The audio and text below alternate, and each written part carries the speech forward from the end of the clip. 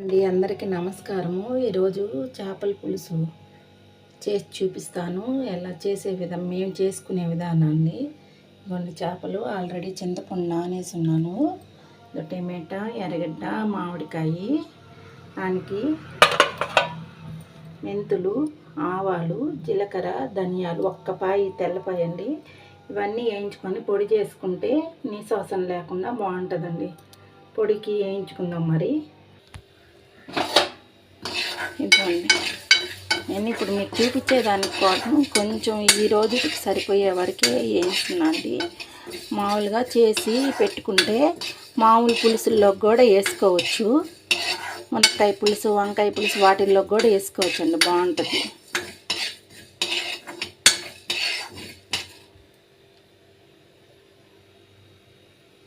వేగేలోపు కూరగాయలు కట్ చేసుకున్నామండి. టమాటా, ఎర్రగడ్డ.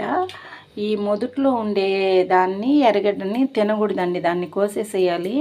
అది సగం వేసుకొని సగం ఎత్తి పెట్టుకొని ఇంకో దాంట్లో వేసుకొని సాయంకాలం చేసుకొని అలా తినకూడదు. విష పదార్థం ఉంటుంది ఎర్రగడ్డలో. కోసిన వరకు వేసేసుకోవాలి, అప్పటికప్పుడు వాడేసుకోవాలి. దండి వేగిపోయినాయి, మరి దంచుకుందాం దండి. చిన్న రోట్లో వేసుకున్నాను. ఇట్లా వేసుకొని దంచుకుంటే బాగుంటుందండి. మెత్తగా కొంచెం దంచుకోవాలి.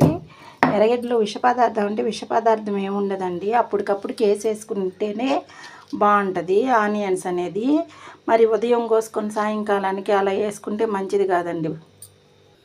స్టవ్ మంటేసి ఆయిల్ వేసుకున్నా అండి. ఆయిల్ కొంచెం వేడెక్కింది, కొంచెం ఎక్కువే పెడుతుంది చేపల కూరకి. దీంట్లో తిరగమాతకి ఆవాలు, మెంతులు, జీలకర్ర ఈ క్వాంటిటీ వేస్తున్నానండి.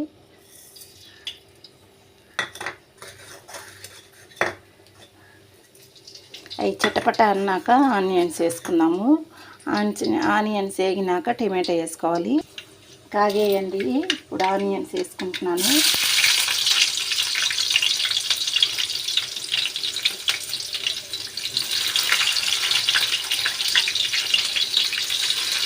అవి ఒక్కరంతా వేగిన తర్వాత కొంచెం టమాటా. చేపలండి ఆల్రెడీ వాష్ చేసుకున్నాను.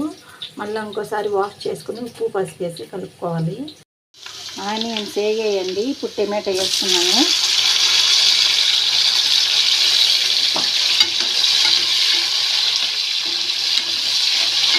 ఇప్పుడు చింతపండు పులుసు వేగిన తర్వాత చింతపండు పులుసు వేసుకోవాలి. అంటే కొంచెం సాల్ట్ వేసి కలుపుకున్నాము. మళ్ళీ కూరలో కూడా వేసుకోవాలి. ఇంట్లో కొంచెం ఉప్పు పట్టేదానికి చేపలకి సాల్ట్ వేసాను. నేను ఎప్పుడు గల్లుప్పు కంటే కూడా సాల్ట్ ఎక్కువ వాడతాను. అంత వేసుకొని బాగా కలుపుకుంటే కొంచెం పడతాయి. కూరలో కూడా మళ్ళీ వేసుకోవాలి. ఇదండి చింతపండు పులుసు కలిపి పోసేసాను. ఇప్పుడు సాల్ట్, మిరప్పొడి అవన్నీ వేసుకున్నాము.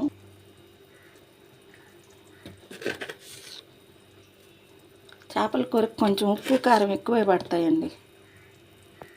ఇదండి పసుపు, ధనియాల పొడి. ధనియాలు వేసుకున్న కొంచెం ధనియాల పొడి వేసుకుంటే కూడా బాగుంటుంది. మిరప్పొడి. ఇప్పుడు చేపలు వేసుకున్నామండి.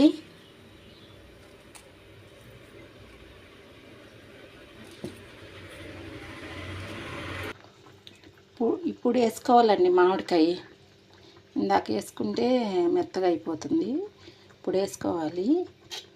ఇంకా బాగా కొంచెం చిక్కబడ్డాక మనం చేసుకున్న పొడి వేసుకోవాలి.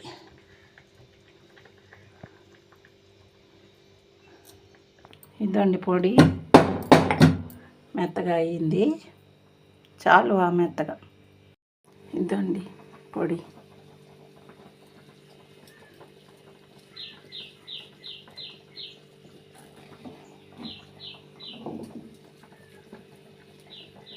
ఈ పొడి మంచి స్మెల్ వస్తుంది, నీసు వాసన లేకుండా ఉంటుందండి. ఇంకొక రొంత చిక్కబడాలి, ఒక్క రొంత ఉడకాలి. ఉడికాక ఆపేసుకోవచ్చు. కరివేపాకు, కొత్తిమీర కడుక్కొని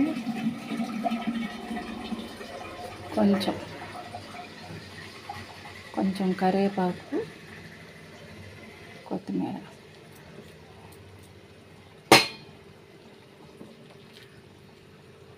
ఇదండి నెల్లూరు చేపల పులుసు రెడీ అండి. ఇంకొక రోజు చిక్కబడాలి అంతే అండి.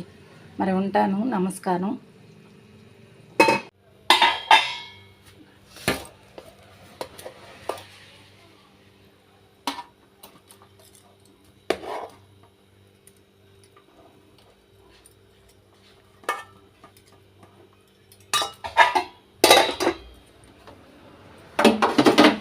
ఇదండి నూనె అంతా సపరేట్గా వచ్చి ఈ వాటిని వస్తుంది చేపల కూర. ఇప్పుడు అయిపోయింది.